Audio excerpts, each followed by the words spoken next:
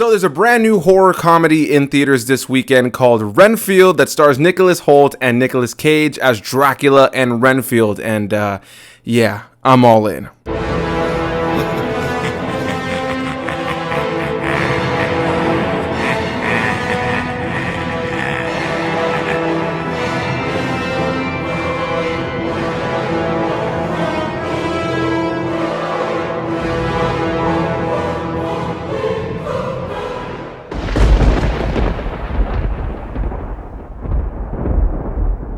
What's going on, everybody? Welcome back to another video, and in today's video we're talking about Renfield. Directed by McKay and written by Ryan Ridley and Robert Kirkman, this film stars Nicolas Hoult as Renfield himself, Nicolas Cage as Dracula, as well as Awkwafina and Ben Schwartz, and tells the story of Renfield trying to get rid of his master, Dracula. So if you've been watching this channel for a while, you know that I am a ginormous fan of horror comedies. It's without a doubt one of my favorite genres within the horror genre in general, and just one of my favorite genres altogether. It allows me to have a good, fun time with horror visuals without having to worry about the creep factor, which a lot of times these days is just kind of generic depending on the film. And when it comes to horror comedy, there's just so many things you can do with it, but of course a lot of times it can be really stupid. And in the case of Renfield, this was something I was actually really excited to check out, simply because of the fact that Nicolas Cage was cast as Dracula. I also love the rest of the cast here. We have people like Nicolas Hoult as our title character, Renfield,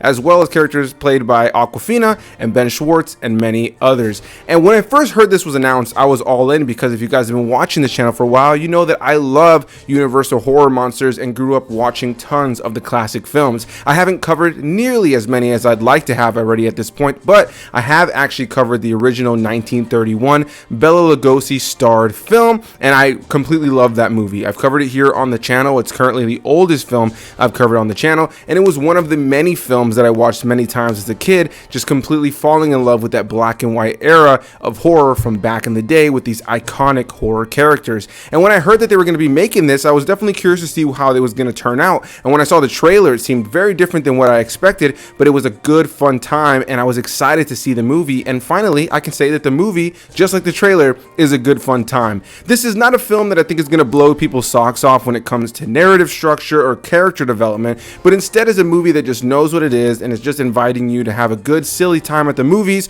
with this really bizarre premise. For anybody who is not familiar with who Renfield is, he is the servant to Dracula. If you go back to the original film from 1931, you have Dwight Frye, who played the character in that film, and of course we see him slowly become Dracula's servant. And this film takes us hundreds of years into the future, where we now have Renfield kind of realizing he no longer wants to work for Dracula. He wants to get out of this toxic relationship. He's tired of bringing bodies to Dracula. He's tired of doing everything for Dracula. He's tired of this monster reigning supreme on the world and him being a helping hand alongside him. And this movie, without a doubt, uses the relationship of Dracula and Renfield to obviously lean into real life toxic relationships, narcissism, and different things like that. And I thought for the most part it had a lot of fun with that, with Renfield frequenting a few little AA meetings of sorts where he can kind of talk about his problems, his relationship issues, and slowly learn how to let go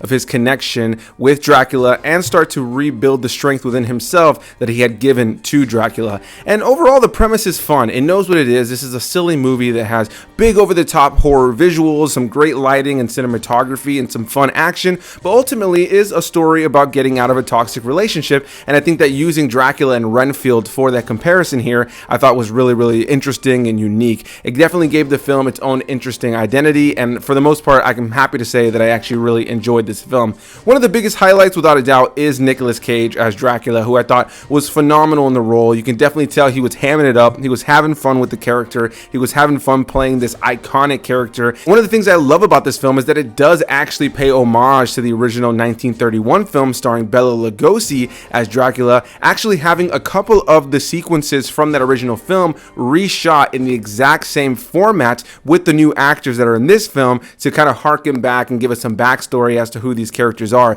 That is something that may go over the heads of some people who have never seen the original film, but I love that as a longtime fan of Dracula, and specifically that original film from 1931, it's pretty amazing to be able to watch this movie and see some of those iconic shots redone with these faces for this movie and playing off of that original lore. This film definitely has fun with vampire lore in general, and just overall is poking fun at the genre as well as Dracula overall. This is a movie that for me was just a good time. Now I do have some issues with it, and that would really be when it comes down to the narrative. This is a pretty straightforward narrative. If you heard the premise that I've said here, if you've seen the trailer, then I think you can pretty much see where this movie is going. It's not something that's really going to blow your socks off and have a bunch of twists and turns and surprises. There are plenty of side characters over the course of the film that do feel very one note. As I mentioned before, you have Awkwafina, who is probably the best supporting character in this film, who tags alongside Renfield to try to stop Dracula, but while doing that, they also have to deal with a group of mafia members known as the Lobos, and the main one we're focusing on there is a character played by Ben Schwartz. So you have this gang of sorts that this police officer played by Awkwafina is trying to stop,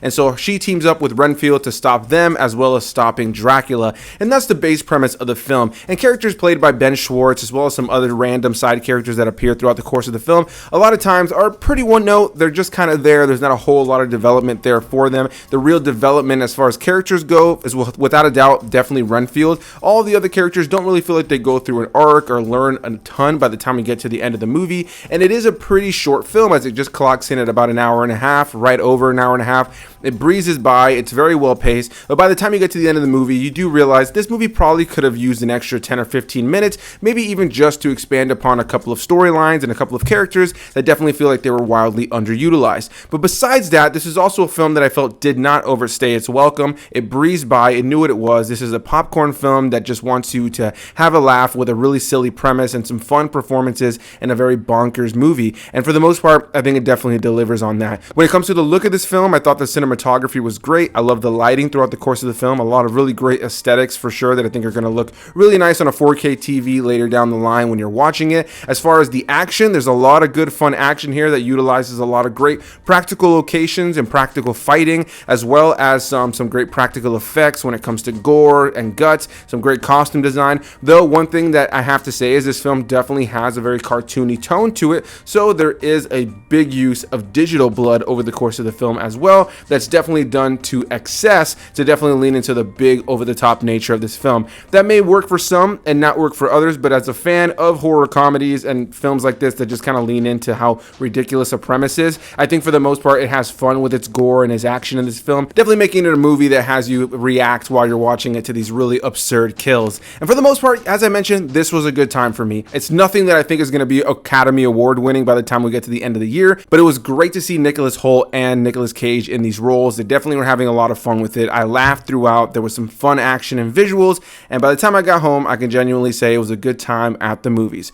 So what are your thoughts on Renfield? Are you going to see it? Are you not going to see it? Did you like it? Did you not like it? Definitely leave any and all thoughts down below. Definitely curious to see what people think of this movie as it starts to roll out into more theaters and more people get to check it out over the course of the next week.